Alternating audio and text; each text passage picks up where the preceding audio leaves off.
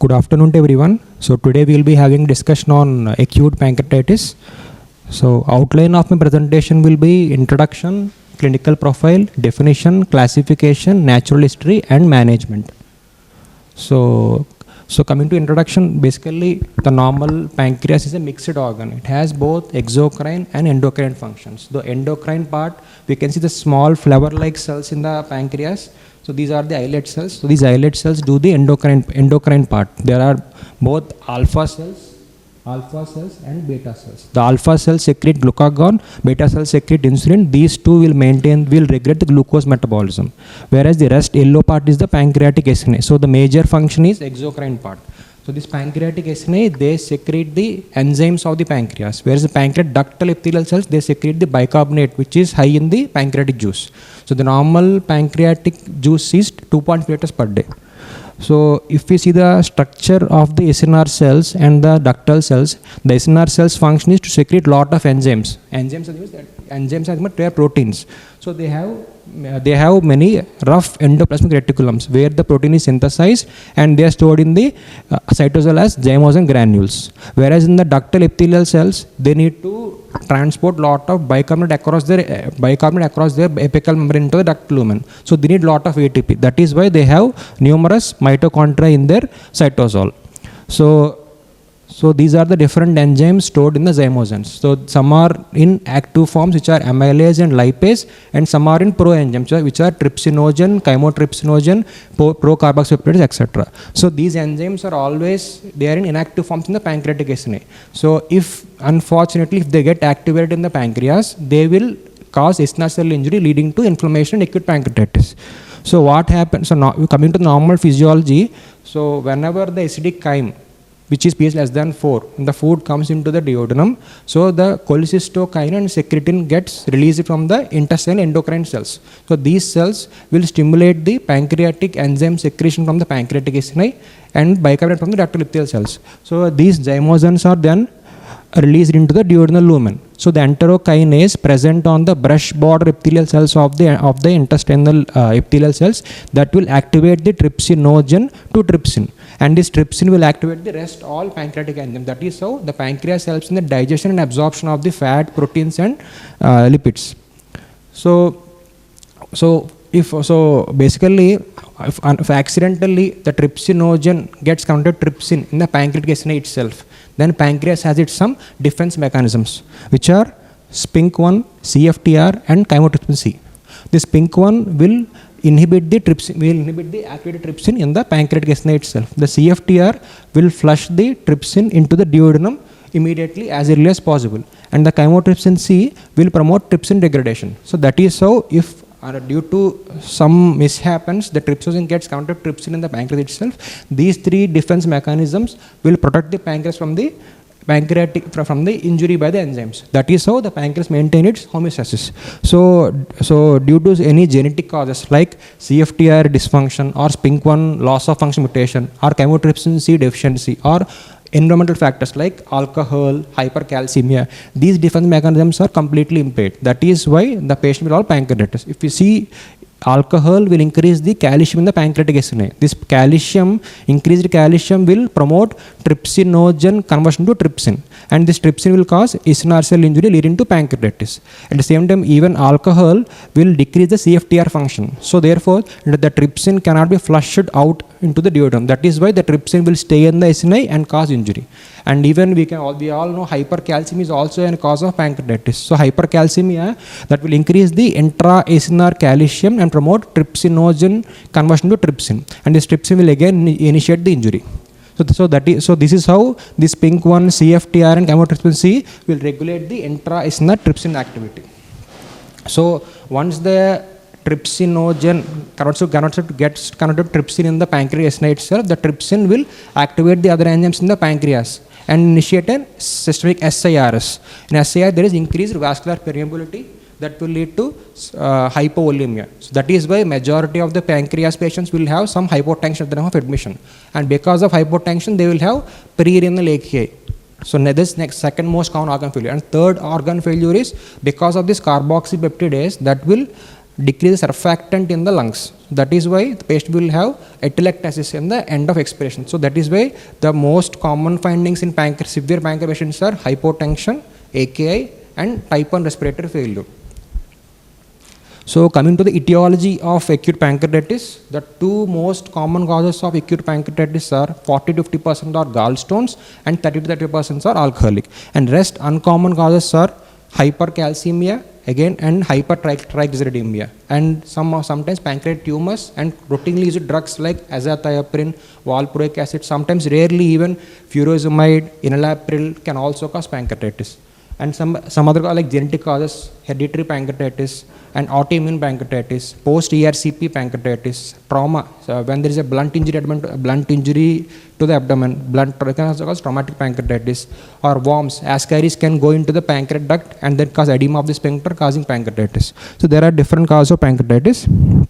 So there is the classification called TIGAR-O classification. T for toxic, O for obstructive, M for metabolic. So there are different causes. So that is how we classify the cause of pancreatitis. So coming to the clinical presentation, so the most common presentation of pancreatitis is pain in the epigastrium, which may or may not relate to the back, and they will be having associated with vomiting. So what is typical pancreatic pain? Pain in the epigastrium or in the upper abdomen. It is moderate to severe in intensity, requiring IV analgesics, associated with vomiting, and the pain usually lasts for more than 24 hours. If pain gets subsided within less than 5 hours, it is mostly a biliary pain. If the pain lasts for more than 24 hours, it should be either a complicated biliary pain like cholecystitis or it should be pancreatitis. These two are that is how we will differentiate whether it is a complicated, it is biliary pain or pancreatic pain. And number two, on examination we can find some tenderness and guarding also on examination. And if the patient has ileus, then we can also find abdominal distension and absent bowel sounds. So we can see, so the picture A is Cullen's sign. So this is a periumbilical ecchymosis. So this indicates there is some bleed in the peritoneum or in the retroperitoneum. It can be seen in any patients with acute abdomen, any acute appendicitis, acute pancreatitis, cholestasis. Any patient with acute abdomen can cause this bleed into the peritoneum or retroperitoneum. If we find these signs in a patient with pancreatitis, then we suspect that there is bleeding in the retroperitoneum, causing retroperitoneal hematoma. That is why, and this bleed will track into the facial planes of subcutaneous fat and produce this Cullen's sign, which is ecchymosis around the umbilicus, and ecchymosis in the flanks is Gray Turner sign. So basically this indicates that there is bleeding from some vessel which due to inflammation. So we need to get a CT angio, look for the site of the bleeding and occlude the vessel. So it is basically it's a medical emergency. So how to diagnose acute pancreatitis? I have already discussed it. There are three criteria: clinical, biochemical, and radiological. Clinical means pain, biochemical means amylase or lipase more than 3 times the upper normal limit, and radiological is ultrasound or CT showing pancreatitis. 2 out of 3 are positive, then we call it as acute pancreatitis. So this diagnostic criteria is revised Atlanta criteria for acute pancreatitis.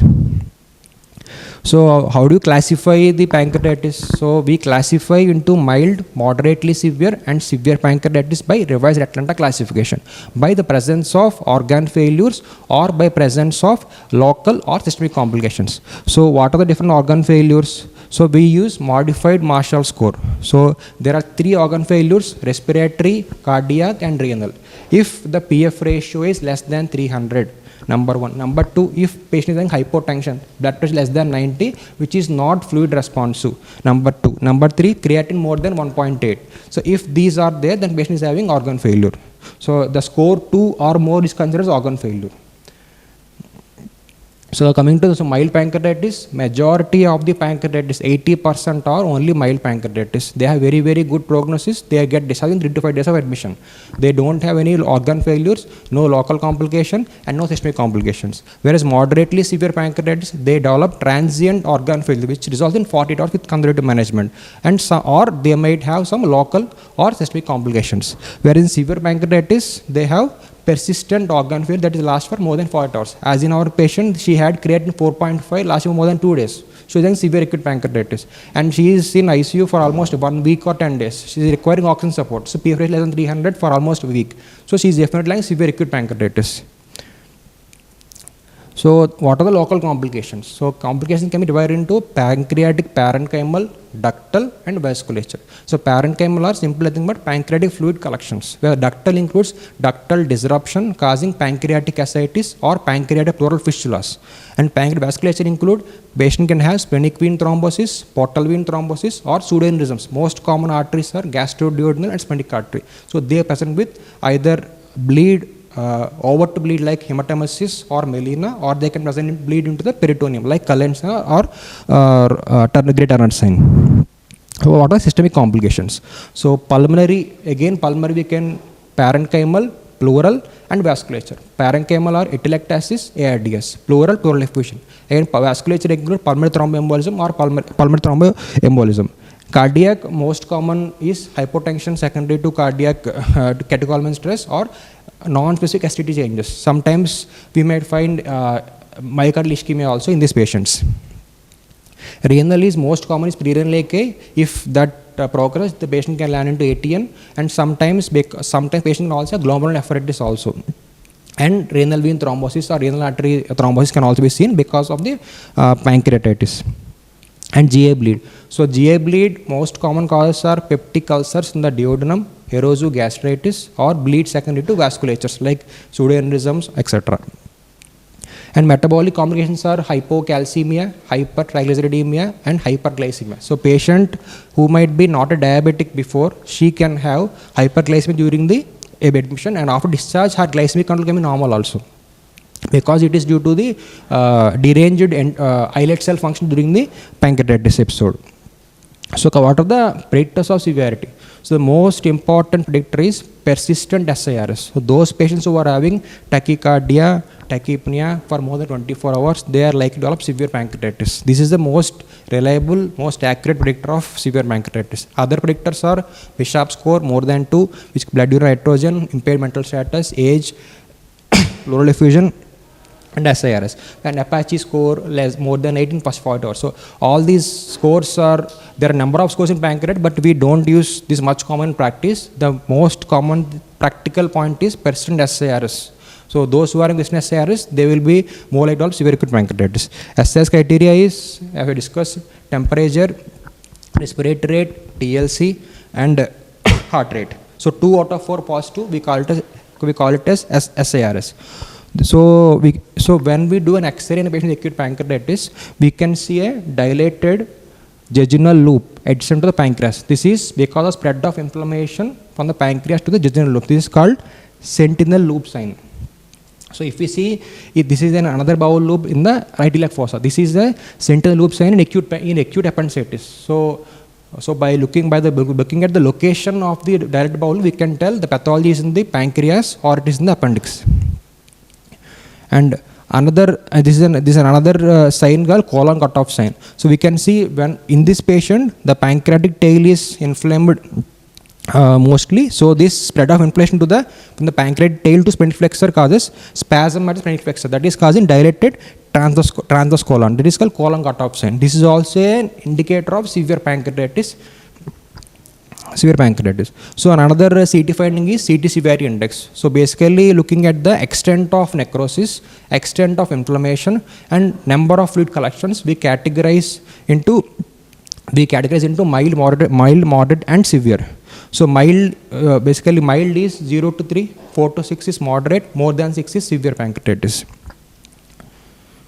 So coming to the natural history of pancreas, we all know generally mild pancreatitis patients don't develop any complications in beyond second week. Moderately severe and severe pancreatitis, they will develop some local complications in second to 4th week of illness. So this is a study from PG Chandigarh, so where they have followed both interstitial pancreatitis and necrosing pancreatitis. So we can see in interstitial pancreatitis, majority of them did not develop any collections and they resolved on its own with conservative management only. But in necrotizing pancreatitis, almost 90% developed some sort of pancreatic fluid collections at 4 weeks of illness. And in majority of the patients, apart from 25%, rest all 70% needed some kind of intervention like endoscopic intervention, PCD or surgery or combination of one or two. So basically necrotizing pancreatitis, they tend to develop collections at 4 weeks, and majority will be needing some sort of intervention in the 6 months follow-up. That is the point to note. So what is the management? Management depends upon the week of illness. So in the first week, what are the main important points are giving good IV analgesia, proper IV fluid hydration, no prophylactic IV antibiotics, ERCP if there is, in case of gallstone pancreatitis, proper nutrition. So what is the best drug of choice? NSAIDs, opiates, both can be used. This is the AIM study showing pentozocaine, which is a kappa opioid agonist, is better analgesic than diclofenac for acute pancreatitis. And is another study from PH Chandigarh that showed that buprenorphine is better than diclofenac for pain relief in acute pancreatitis. So both can be used. If possible, try to use opioids. So what is the fluid deficit? What is the rate of fluid to be given? What is the fluid of choice, and how to guide your fluid therapy? So the previous literature tells that median fluid deficit in first 40 hours of pancreatitis is about 3.2 liters. And some studies tell 3.7 in mild pancreatitis and 5.6 in severe pancreatitis. So what is the rate of fluid that should be given in an acute pancreatitis patient? So this is a recently published study named Waterfall Trial. So they compared patients who are not having any hemodynamical instability. They compared both aggressive fluid restriction and moderate fluid restriction. Aggressive means 20 ml per kg bolus followed by the 3 ml per kg per hour, whereas moderate fluid resuscitation is 1.5 ml per kg per hour. So they found that aggressive resuscitation did not decrease the severity of pancreatitis, and in fact it has increased the volume overload. So the point is, if the cardiac function is normal, renal function is normal, there is no hypovolemia, then go for moderate fluid resuscitation. There is no need to push aggressive fluids if there is no hypotension or hypovolemia. What is the fluid of choice? So the fluid of choice is, the studies have shown that RL is better than NS, that will reduce the CRP levels better and reduce the SARS better than NS. So even acute pancreatitis task force 2019 guidelines have proposed that RL is a better fluid of choice than NS in acute pancreatitis. So how to monitor your fluid therapy? So target MAP should be 70 and hematocrit should be 40 to 42. Output should be 0.5 ml per kg per hour, and always you should look for IVC collapsibility and B lines in lung ultrasound. So to summarize the IV fluids, give around 3 to 4 liters of RL in 24 hours, and for the first 3 days. From the day 4, you give your input as depending upon the output of the patient. So there is no role of any prophylactic antibiotics. Giving prophylactic antibiotics will increase the risk of gram-negative MDR infections, fungal infections, and gram-positive infections. So ERCP only if there is cholangitis or persistently increasing bilirubin despite conservative management. So coming to nutrition. So once the patient pain starts decreasing and bowel sounds starts appearing, and the patient tenderness and guarding are subsided, this usually occurs in 48 to 72 hours of admission. Then we can start patient feeds orally. If patient is not able to tolerate orally, then put a Ryle's tube, give feeding via Ryle's tube. If patient is not able to take feeds with Ryle's tube also, then you can go for nasovaginal feeding. So in first week of illness, the average calorie should be around 1000 kilocalories per day. From second week, our requirements are 25 to 35 kilocalories per kg per day, and protein is 1.2 to 2 gram per kg per day. So we can give polymeric feeds. No need to go for elemental or semi-elemental. Like you no need to give peptide-based diets. Directly you can give complex carbohydrates, proteins, and fats. And if enteral nutrition is unable to maintain the metabolic needs, then you can add TPN. So the learning points in the first week are moderate fluid resuscitation, no prophylactic antibiotics, good IV analgesia, ERCP is not frequently required, and enteral nutrition is the main modality of nutrition. So beyond second week of illness, the sterile inflammation will be replaced by multiple infections. So from second week, patient will start to develop fever. Again, new onset organ failures, new onset SIRS. That means patient is having infection. So we need to start antibiotics. So what are the best antibiotics? So carbapenems, fluoroquinolones, and metronidazole. These 3 antibiotics can penetrate into the pancreatic into the necrosis. So these are the drug of choice from second week of illness. And patient will start to develop local complications, mostly collections. So the management in second to fourth week of illness is giving antibiotics for infection and proper nutrition support and support to the treatment for organ failures. So, and this is the time where we will be planning for imaging. So we'll do imaging and look for any collections as the consequence of pancreatitis. So the question comes is whether to drain these collections or not. So what are the indications for drainage of these collections? So if there is any suspicion of infection in the pancreatic fluid collection, infection means, so clinically patient is having fever, or this new onset organ failures, new onset SIRS, and biochemically high TLC, procal is elevated, high CRPs, and radiologically there is a gas, there is air in the collection.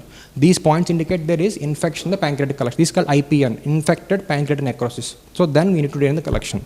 And second is sterile pancreatic fluid collection. Means the pancreatic fluid collection is that did not show any evidence signs of infection, but that is causing pressure symptoms, like that is compressed in the duodenal lumen, causing gastric outlet obstruction, or it is compressed in the bile ducts, causing extrahepatic biliary obstruction. Then we need to drain the collection. And of course, persistent pain causing compromised nutrition. That is also indication of drainage. So what is the timing of drainage? So when to drain the collection? So this is a trial named Pointer trial. So what they found was that immediate drainage did not show any advantage when compared to delayed drainage. So always try to postpone your drainage whenever possible till 4 weeks.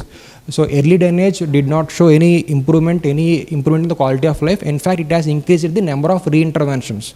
So wherever possible, if patient is improving with conservative management, wait till 4 weeks and then let the collection be walled off and then do the drainage. If patient is not improving with conservative management, then you can drain early. So how to drain the collections? So there are 3 modalities: endoscopic, percutaneous, and surgical. So this is an RCT named MISER trial. So in this trial, they have compared laparoscopic cystogastroscopy versus endoscopic cystogastroscopy. They have found that we can see the major complications, pancreatic uterine fistulas, hospital stay, total cost, all are less in endoscopic group when compared to minimal invasive group. However, the death rates are equal in both the groups. So therefore, the preferred modality, whenever it is possible, the collection is amendable for drainage via endoscopically, then do endoscopic drainage. So you can see this is a large collection in the lesser sac compressed in the stomach. So the collection should be in close proximity, 1 centimeter to the stomach or duodenum, and patient should be fit to undergo an endoscopic procedure. And if there is collection has been extending into the paracolic gutters also, then we need to put a PCD along with endoscopic drainage also. This is called dual therapy. So this is a small video showing how cystogastric was. So what are the indications for surgery? So if there is a collection that is communicating with the bowel, then we need to go for diversion ileostomy and then put it in the collection. And if there are multiple small necrotic collections, that is also an indication for surgical necrosectomy. Sometimes patients who are having large amount of debris, more than 50%, that is also an indication for surgical cystogastroscopy. So of course, then whenever the endoscopy and percutaneous modalities have failed, then also you can go for surgical mode of drainage. Thank you.